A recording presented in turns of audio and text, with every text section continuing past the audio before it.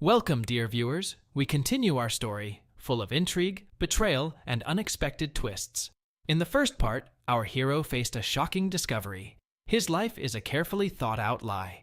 Now he has to deal with the consequences of this deception and find a way to take revenge on his offenders. What awaits him ahead? Will he be able to restore justice? And what other secrets does his past hide? We'll find out very soon. Be sure to subscribe to the channel so that YouTube can recommend a new part of this wonderful story, and you will never miss it. Crucial moment. Chapter 2. They talked for a long time and discussed their plans for the future, which included revenge against Lydia, Robert, and Avery's parents. John even considered using his sniper skills against them, but Ben talked him out of it. "Don't you want to watch them suffer first?" asked Ben, a wicked grin appearing on his face. "What do you have in mind?" asked John. His mood improved considerably when Ben laid out a potential plan. By the time Ben left, John was in a great mood. He even readily accepted his new identity. Oh yeah, he thought to himself, they'll all pay for what they did to him. He spent the next few days in the hospital, gaining strength with each passing day. The events that led up to the shooting replayed in his mind. He remembered the last days of his previous life. December 2008, after receiving a message from Lydia, Avery gave Ben permission to install hidden cameras and microphones in the house. Ben went all out and even installed hidden microphones in his wife's car. He had no idea where the devices were located, which he thought was a good idea. Ben had somehow managed to install hidden cameras in their offices. He didn't know how his friend had managed it, so he didn't ask. 2 weeks after receiving the message, he received an email from his friend asking him to stop by his office. "Hey Avery," Ben said, entering and shaking his hand. "You ready for this?" Avery shook his head. "I don't know," he said. Ben nodded his head understandingly. "It's not pretty," he said. He held out a large stack of photographs showing Lydia and Robert. As far as he could tell, all of their dates had taken place either in a hotel room or in their office. In some of the photos, Lydia was with both Robert and his father Dan at the same time. One of the photos showed his mother, Barbara. It took everything he had not to get sick. "That's not all," Ben said, launching the video on his computer. He recognized his father's office. When they were done, Dan poured them drinks and they settled into their seats. "You know, we've tried very hard to keep all this from Avery, but you know he'll figure it out pretty soon," Lydia said. "He may be a Boy Scout, but he's not stupid." Robert and his father laughed. "Please," Robert said condescendingly. "We've been doing this for 5 or 6 years, and he still hasn't figured it out. We could probably do anything right in front of him, and he wouldn't even realize what's going on." Dan laughed. "Maybe we should tell him about it for Christmas," he said. "How about this? After dinner this Christmas, we'll slip him something and let him watch it. We'll give him a little incentive, and if he doesn't follow the program, we'll go back to Plan B." "Plan B?" asked Lydia. "You mean let our friends from the East straighten him out?" "Something like that," Dan said. "Your husband isn't the only sniper, you know." Lydia laughed. "Do you think Barb would agree to that?" asked Lydia. "Who do you think came up with that idea?" said Dan. Lydia raised her glass. "Well then, here's to Barb and Christmas dinner," she said, smiling. The two men joined her. After the video ended, Avery felt even worse. "My God," he said. "They're all in on this. Even my mother." "Avery, you need to be very careful going forward," Ben said. "There are other videos here, and they're all just as bad. They've been very careful so far. As far as I've been able to find out, they were seeing each other about once a week or so, until the last few months." Ben pulled out a business card. "I took the liberty of setting you up with the most vicious divorcee in the county. I've already given her the evidence I showed you," he said. "Use my phone and make an appointment. She's expecting your call." Avery called and arranged to meet with the lawyer in the afternoon. "What about their plot to take me out?" asked Avery. "I've passed that information on to the FBI," Ben said. "But I'm not sure anything will come of it. Right now it's just talk. There's no evidence that anything was actually arranged. Bottom line, Avery, you need to be very careful. Act normal if you can. I know it's going to be hard, but you have to protect yourself. In any case, stay in touch, and I'll let you know if I find out anything more." Avery thanked his friend and went to meet with the lawyer. He made his way to the office of Sally McIntosh, his attorney. The receptionist ushered him into the office after he introduced himself. "Good afternoon, Officer Wilson," Sally said, shaking his hand. "Please call me Avery, Miss McIntosh," he said. "Only if you call me Sally," she said in response. She pulled out a large folder and got right down to business. Avery was impressed. "I've already talked to Ben, and he's provided me with the evidence he's collected. I have to tell you, this is probably the most confusing situation I've ever seen in my career. So, what do you expect from this? I would like to get custody of my daughter if she is truly mine, and I don't want to give her any support. I would also like to pursue Robert and my former parents," he said. Sally nodded her head. "You know California is a no-fault divorce state," Sally said. "We can file for irreconcilable differences and use the evidence as a bargaining chip in dividing the property. As for custody, I'm afraid you'd be on the losing end since most judges here give custody to the mother. There is a chance that given your wife's earnings, you may be able to get by without alimony. We can make that argument and see what the judge says." "What about Robert and the rest of my family?" he asked. "Unfortunately, California law doesn't allow lawsuits citing alienation of affection. We may be able to find other causes of action, but I'm not too sure what will come of it," she said. "All right," Avery said. "Do what needs to be done." "When do you want her serviced?" asked Sally. Avery thought for a moment. "Christmas Day," he said. "At my parents' house." Sally laughed. "You're cold-blooded," she said. "A divorce for Christmas. I'm fine with that, given what I've seen. I'll also add a protective order to keep her and your family as far away from you as possible." "Thank you," Avery said.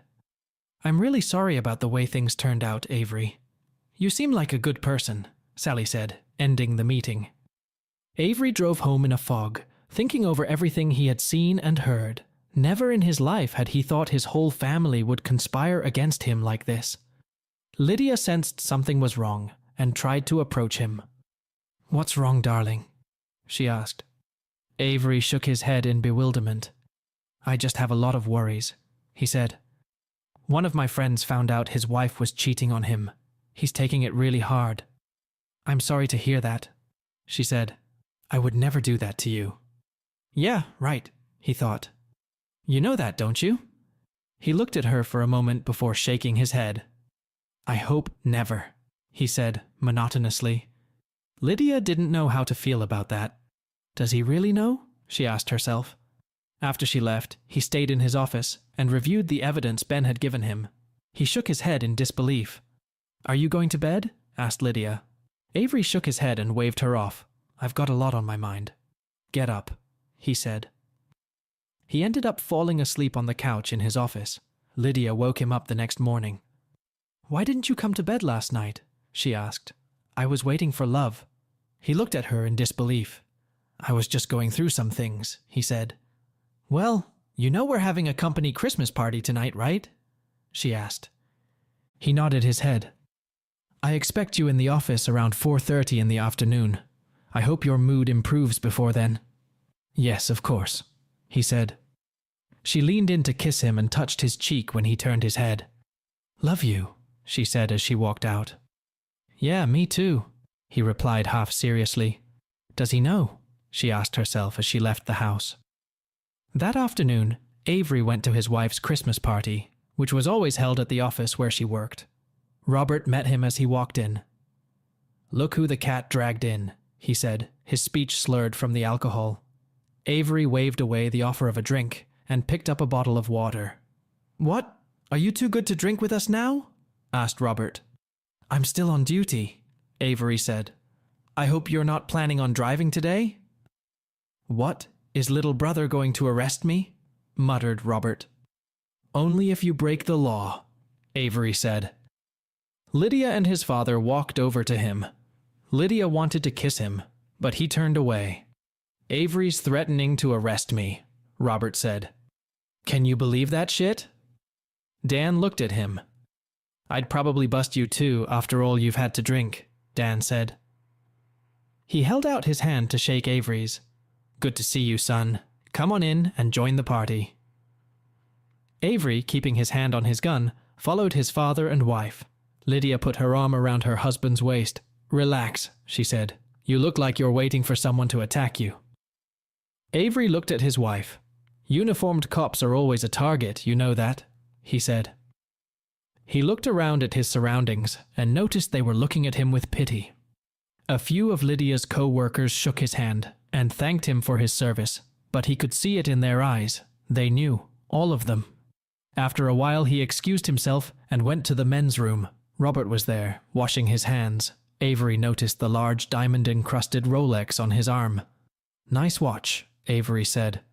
"Are these new?" Robert took it off and held it out to Avery.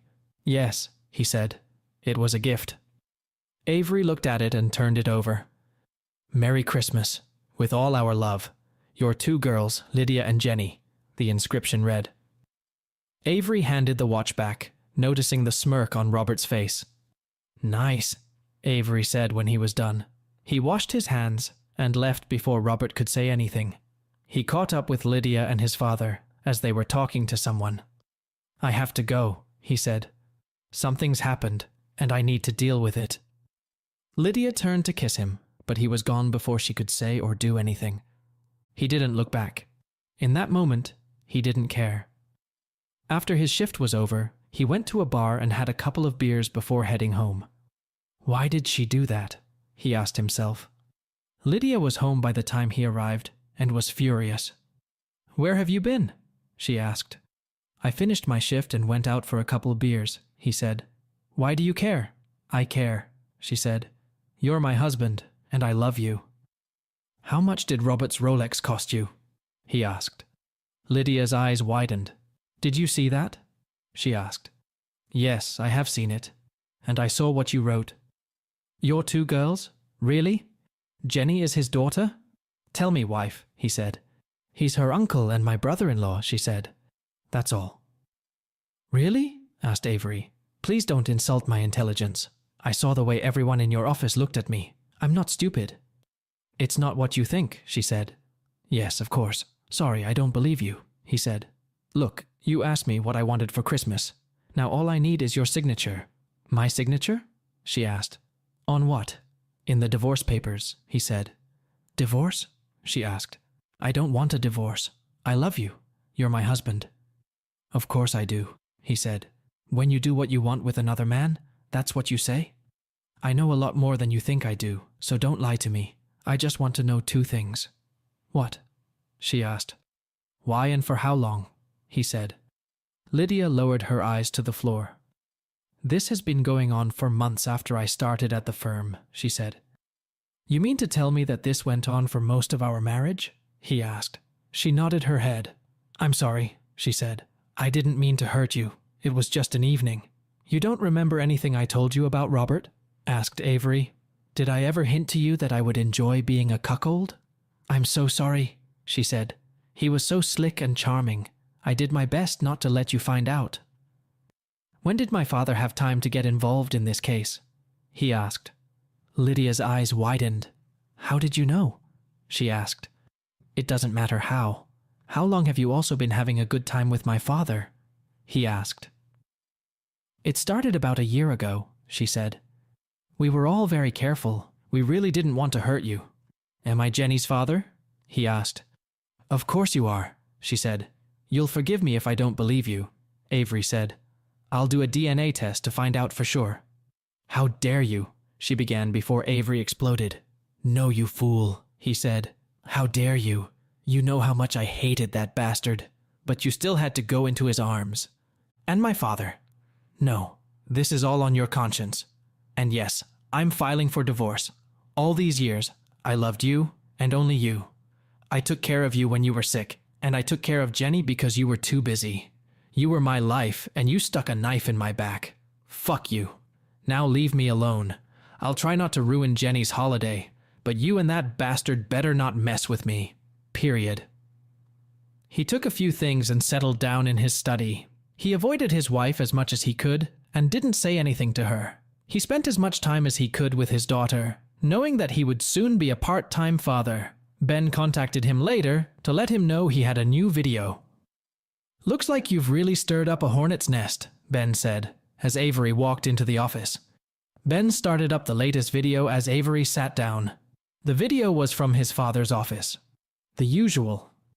He knows, Lydia said. Robert and Dan shrugged. So what? Robert said. It doesn't change anything. He filed for divorce, Lydia said. Have you been served yet? Asked Dan. Lydia shook her head. Not yet, but I expect it to happen soon, she said.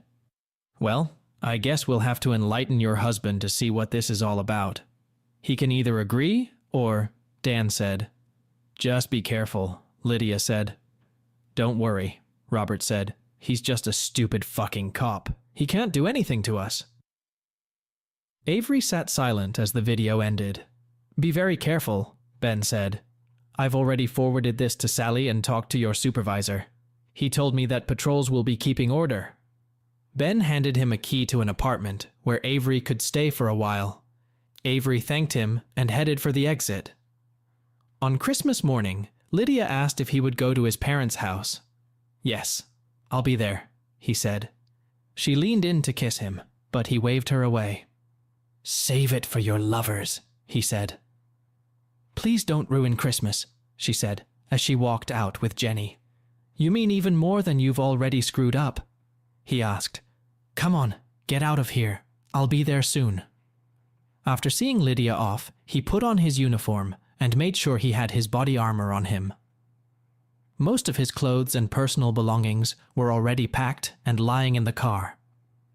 He called the bailiff to confirm a time when he would be at the Wilson house to make an appointment, and then called the shift supervisor to have a patrol car ready. He carefully timed his arrival and met the bailiff a block away from the house.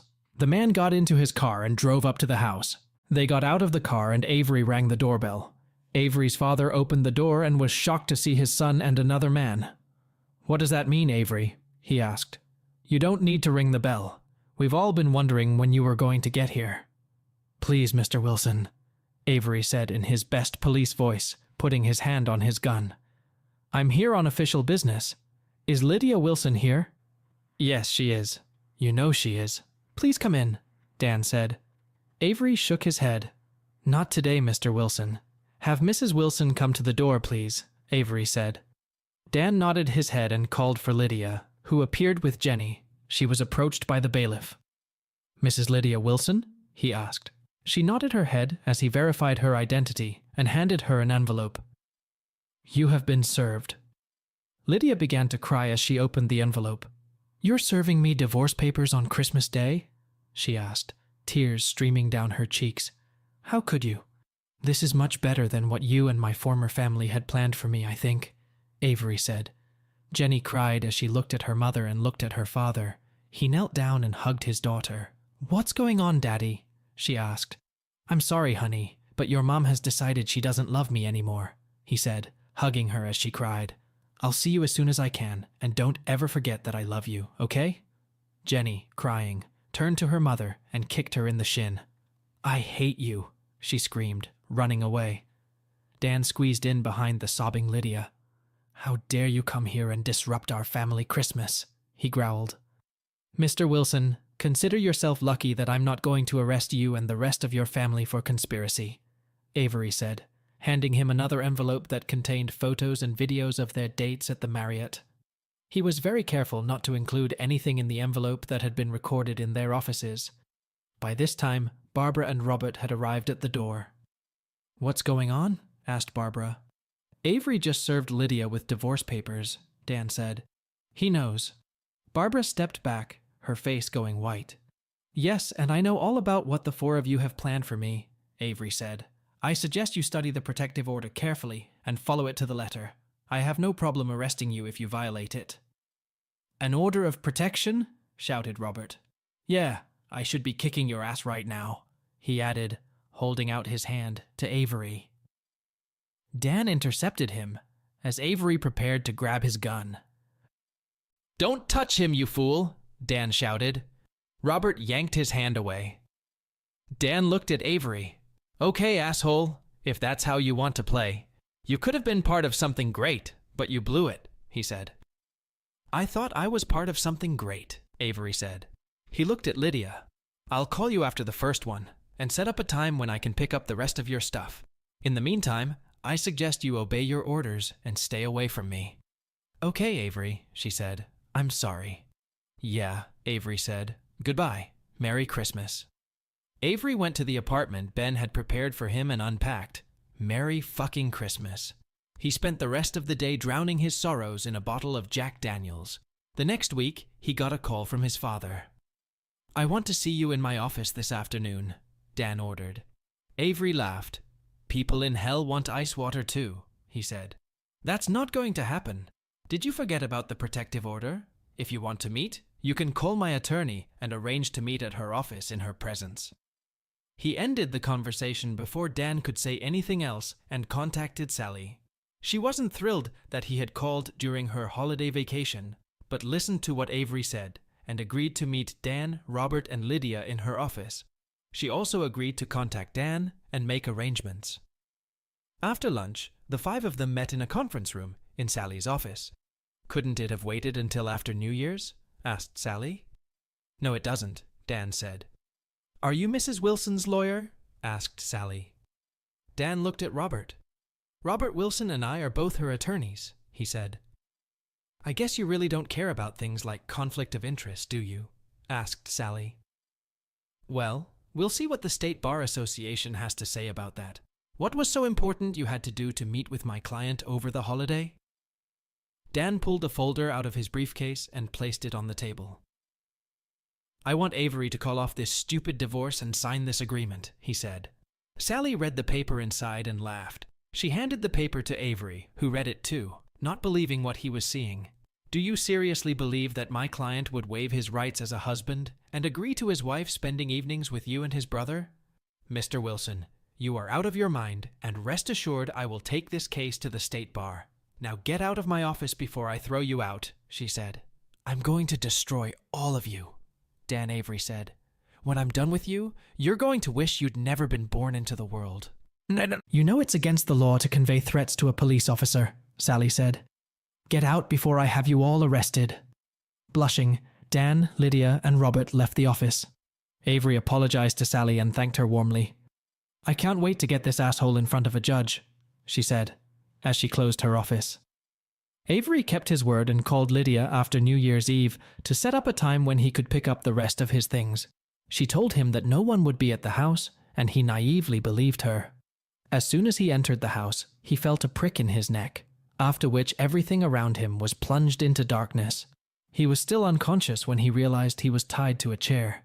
He tried to move but couldn't, and realized that his mouth was taped shut.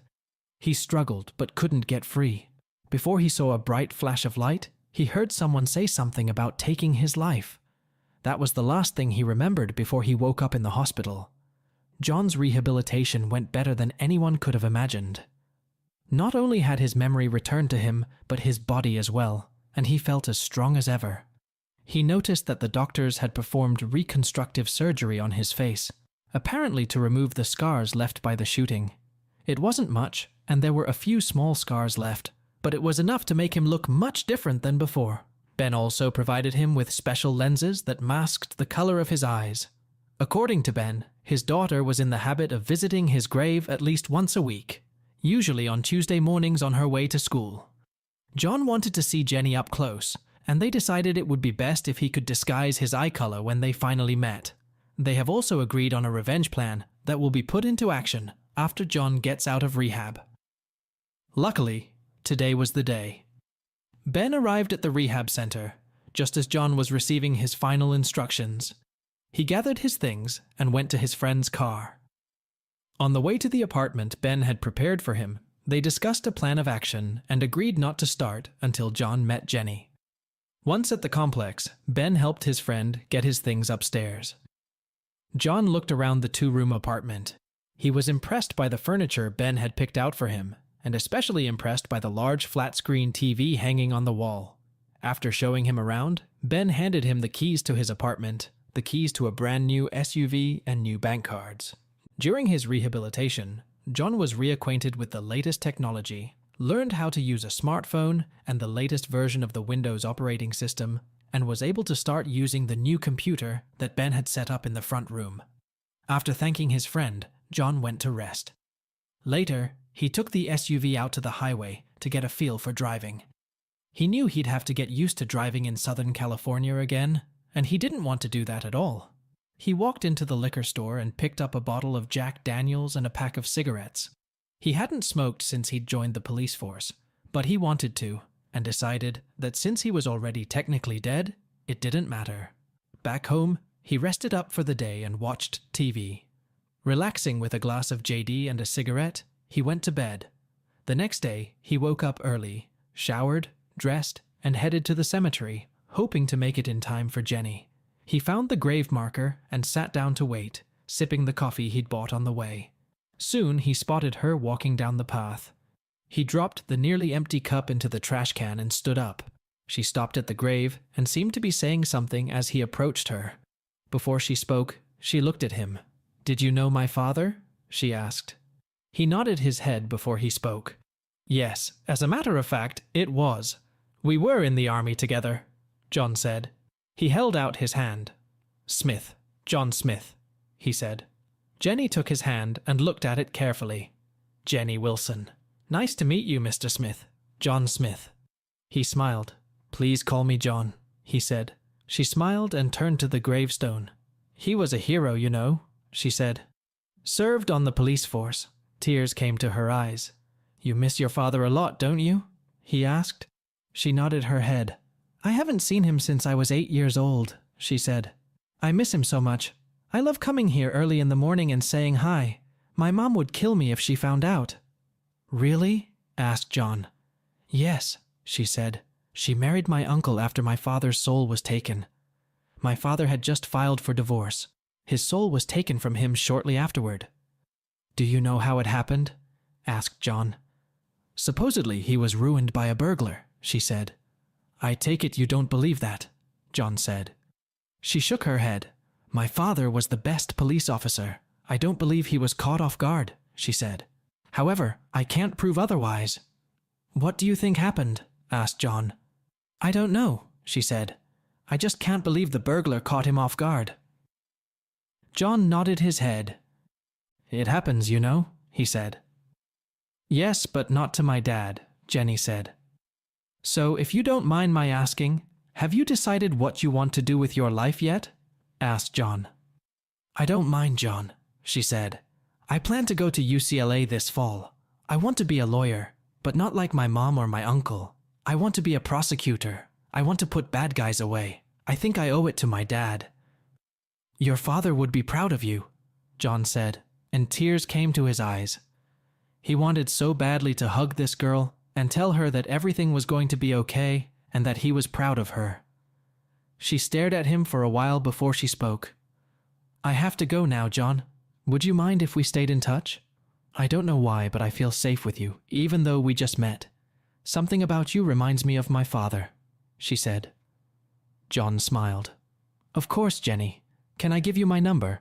Please feel free to call me anytime," he said. "Sure," she said, smiling. "I hope you won't mind if I call after hours?" He shook his head. "Not at all, Jenny," he said. "Call me anytime you want." They exchanged numbers, and Jenny left. He headed toward his SUV and didn't see Jenny put his discarded coffee cup away in a plastic bag. He also didn't see her write down the license plate number on his car. John left the cemetery and headed for the Griffith Park Observatory. It was time to put the plan into action. Once there, he looked around the town, the place where he had once served as a police officer. He pulled out the 2 cell phones Ben had bought. He activated the first one, set the number to private, and plugged in the voice changer Ben had given him. He selected the desired effect and dialed the number. The second call was answered by a woman. He recognized Lydia's voice. "Lydia Wilson," she said sharply. "Why? Why did you kill me?" he asked before hanging up the phone. He quickly turned off the phone and removed the battery. Lydia had just left a meeting with her husband's supporters when the phone rang. She heard the message and tried to answer, but the call had already ended. She thought it sounded like the voice of her late husband, Avery, but she couldn't be sure. Surely Avery wasn't calling her from beyond the grave, she told herself. She considered calling her back until she realized the incoming number was set to private. She knew her current husband had enemies, and wondered if the call had come from one of them. John, meanwhile, activated the second phone. This time he used it to send a text message to Robert's phone with a picture attached. The caption read, "Remember my promise." And the picture was a snapshot of Robert taken recently outside his office, with the crosshairs over his groin. After making sure the message had been sent, he turned the phone off and removed the battery. Both phones were later smashed and their shards thrown into various trash cans nearby. Robert, of course, saw the picture and read the inscription. He knew it referred to the promise Avery had made to him on his wedding day so long ago. But that's impossible, he thought. Avery had been dead for 10 years, and no one, not even Lydia, knew what his younger brother had said to him. Things were tense in the Wilson household that evening. Robert and Lydia shared their worries with each other, but dismissed them as political enemies and thought no more about it. John followed the plan he and Ben had agreed on and waited 3 days before making a second call. This time he traveled to neighboring Orange County and then sent Lydia a screenshot of a video of Robert shooting him. The caption to the message read, "Your sins will find you." The ringing on Robert's phone was different too. This time he whispered, "Remember, I can take your soul from 1,000 yards away." Then hung up. As before, he destroyed both phones and tossed their shards into various trash cans before heading home. Robert and Lydia were already very nervous. No one but they and Avery knew about what had happened in that bedroom 10 years ago, and Avery was dead. How could this have happened? They asked each other. Following the plan John and Ben had devised, they didn't call or text again for several days. John knew Ben was busy gathering information on Robert, so he spent his free time reminiscing about the events of the past 10 years. Then he got a phone call. Opening his smartphone, he noticed it was a call from Jenny. "John Smith," he replied. "Hi, John. It's Jenny. Remember me?" He smiled. He could never forget his little girl. "Of course," he said. "What can I do for you?" "Can we meet tomorrow morning at my father's grave, around 6 in the morning?" she asked. "Of course," he said. "I'll be there. Is everything okay?" "I need someone to talk to, I really do," she said. "Okay, I'll see you there in the morning," he told her. "Thank you," she said before hanging up. He wondered what she wanted to talk to him about. The next day he sat on a bench near the grave and waited for Jenny. She came on time and sat down beside him. "Good morning," he said. She returned the greeting. He could tell she was really nervous about something. "A penny for your thoughts," he said. She looked at the grave, then back at him. She opened her purse, pulled out an envelope, and held it out to him. "What's this?" he asked. "You know, I remember the last time I saw my dad alive," she said. "After the funeral, Mom married my Uncle Robert, and he insisted that I call him Dad. I refused, even though it made my mom very angry. He kept telling me he was my father, but I didn't believe him. Now I've learned the truth. He's not my real father." She looked at his face. "He is." John was shocked. How could she know, he puzzled. She pointed to the envelope. "I apologize for the intrusion, but after our meeting, I took your coffee cup and cigarette butt from the trash can. You know those things can take your soul," she said. He laughed. "Something about you reminded me of that day 10 years ago. You know, you can wear contact lenses to change your eye color, get a facial, change your hair color, even mess up your fingerprints. But you can't change your DNA. They were able to get enough saliva from what I found to identify you as my father with a 99.9% probability." "Wow," John said. "Ben was right about you. You're resourceful. You're going to be one hell of a prosecutor someday." Jenny smiled. "So who are you really? And who is buried in my father's grave if it's not you?" she asked. "The man you knew as Avery Wilson died 10 years ago," he said. "My name is actually John Smith. You can thank the feds for that. The official story is that Avery was killed in a home invasion. But it's not true, is it?" she asked. He shook his head. "No," he said. "Not even close." "I knew it. I want to know the truth, Daddy," she said. "You owe me that." He loved hearing her call him Daddy, and he knew she was right, but he wasn't sure she could handle the whole truth. "Are you really sure about that?" he asked. "It's much worse than you can imagine." He saw tears in her eyes. "Yeah, I need to know," she said, "no matter how bad it is." "I understand things aren't going well in the Wilson household," John said. Jenny shook her head. "No," she said. "Mom and Robert have been on edge the last few days. From what I understand, they've been getting strange calls and text messages, and it's really upsetting them." "But that's not all, is it?" asked John. Tears streamed down her cheeks, though she tried not to cry. "Did they hurt you?" She burst into tears and John wrapped his arms around her. It felt so good to hold his girl again, and he wanted to ease her pain. "You'd probably hate me if I told you," she said. John shook his head. "I could never hate you," he said. "You're my little princess, and you always will be." She loved hearing those words from him, and she tried her best to hold herself together before continuing. "Robert molested me," she said quietly. John felt furious when she spoke. "How long has this been going on?" he asked. "Long time," she said. "Damn bastard," John thought. "Did you call 911? he asked. She nodded.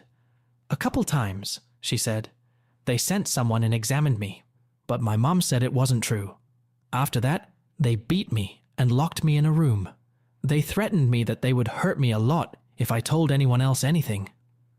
"What's on your schedule for today?" asked John. "Nothing, really. School is over, but I can't be at home anymore," she said. "Now I'm just waiting for high school to end so I can move out and go to college." "You said you wanted to see the proofs. How about you come to my place so I can show them to you?" he asked. Her eyes lit up. "Really?" she asked. "Yes, I'd like that very much." John pulled out his cell phone and called Ben. "Hey John, how's it going?" he asked. "Ben, I need you at my house right now. There's been a change of plan," John said. Ben knew better than to press his friend.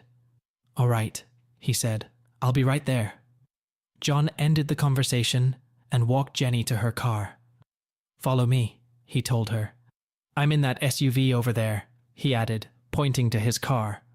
He drove to his apartment, making sure Jenny was behind him the whole time. He walked Jenny to his apartment and invited her inside. "It's not as nice as your place, but it's home," he said. "She's perfect, Daddy," Jenny said, looking around, although the feminine notes in here could use some work. She accepted his offer of coffee, and he turned on his coffee maker and let her choose the flavor she wanted. After drinking coffee, they sat down at his table. "So where is this evidence?" she asked. "Are you really sure you want to see this?" he asked. "It's very visual." "I told you I had to see this," she said. John opened his laptop and pulled out the video of Dan, Robert, and Lydia planning to take his soul, followed by a video of the shooting itself. Her face turned white and tears ran down her cheeks. "Oh my God," she said when the video ended. "I can't believe they actually plotted this." At that time, Ben knocked on the door. John let him in and introduced him to Jenny. "So, what's going on?" asked Ben, sitting down. "Jenny knows who I am," John said. "And she told me that Robert molested her. I can't just sit here and let this go on." Ben nodded his head. "I understand," he said. "So you think it's time to step up the work?" "Yeah," John said. Ben thought for a moment before he spoke. Before he spoke, he looked at Jenny. "Would you like to help us?" he asked. "Oh yes, anything I can do to help," she said. Ben looked at John. "We could use eyes and ears in the Wilson house," he said. "Maybe she'll set up some cameras and let us watch her house." "I don't want her in danger," John said. "No, it won't," Ben said. "Would you go for it, Jenny?" asked John. Jenny nodded her head. "Of course," she said. "I'm over 18, and I want to help, and there's not a damn thing you can do to stop me, Daddy," she added, emphasizing the daddy. "Besides," she added, "I've been taking self-defense classes for the past few months, and I told Robert that if he touched me one more time, he'd be in trouble. He hasn't touched me since." John felt pride in his heart at his daughter's words. She was definitely his girl. "All right," Ben said. "I'll get the equipment ready for you and show you how to use it." He looked at John. "Maybe it's time to go to the media. I'll set up an interview and get back to you." "Is there anyone we can trust in the DA's office?" asked John. Ben shook his head. Things have changed a lot in the last 10 years, John, Ben said. As much as I'd like to see all three of them taken to justice, the fact is that they'll drag it out in the courts for years, and there's no guarantee that anything will be done. I'm sorry, but that's the way it is right now. Then it's up to us, John said. Maybe we can get the people back east involved, Ben said. You know, they don't care much for publicity. John knew what that meant. He hated the idea, but realized it might be their best hope. Okay, John said. Set up an interview. I'll keep doing what I've been doing. Maybe we can get some pressure on them. He looked at Jenny. Set up the cameras like Ben said, and don't take any chances. If you feel you're in danger, call me and Ben immediately. You can stay here if you need to. Any questions? Ben and Jenny shook their heads. Okay, let's go. They headed for the exit, and John hugged his daughter. I'm so proud of you, Jenny, he said, and tears threatened to flow down his cheek. Jenny smiled and kissed her father on the cheek. I love you, Daddy, she said. I love you too, Princess, he replied. The next few days passed like a blur. John continued his campaign of calls and messages, pushing Lydia and Robert even further toward a breakup. Jenny, following Ben's instructions, set up cameras and microphones throughout the house. Even the house phones were hooked up. Robert and Lydia couldn't use the bathroom without Ben and John finding out.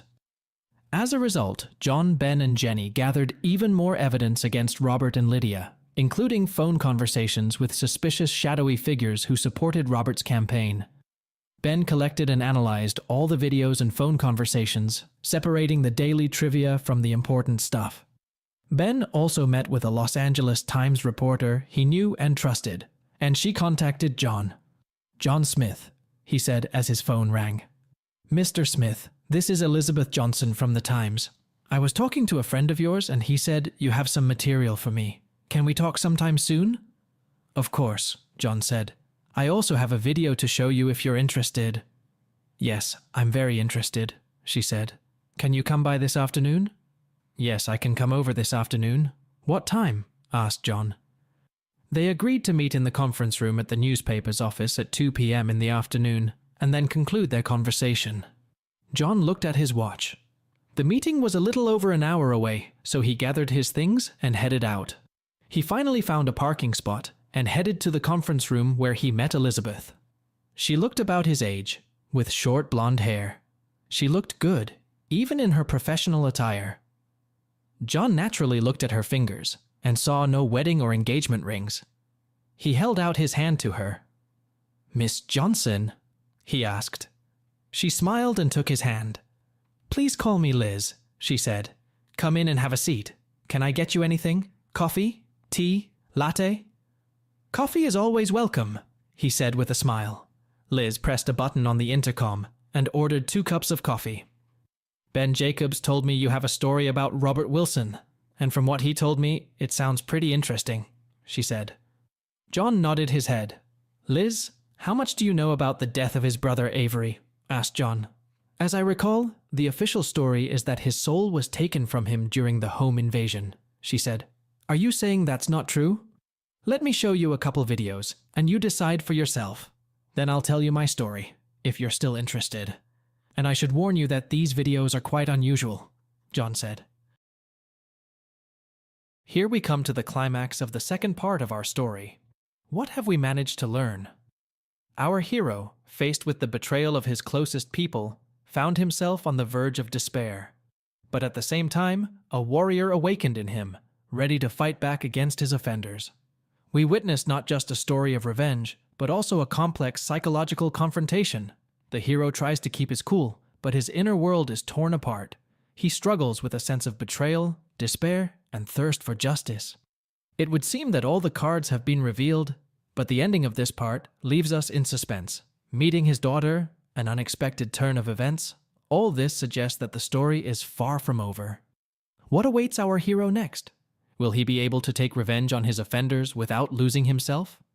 And how will his life turn out after everything he has experienced? We will find the answers to these questions in the final part of our story. Get ready for a shocking ending that will make you rethink all the events. Don't miss the next part of this exciting story. Just click one button under this video, subscribe, and YouTube will automatically show you in the recommendations a new part when it comes out. In the meantime, you can enjoy the full version of this story on our Patreon. There you will find even more shocking details and unexpected plot twists. Don't miss the next episode by subscribing.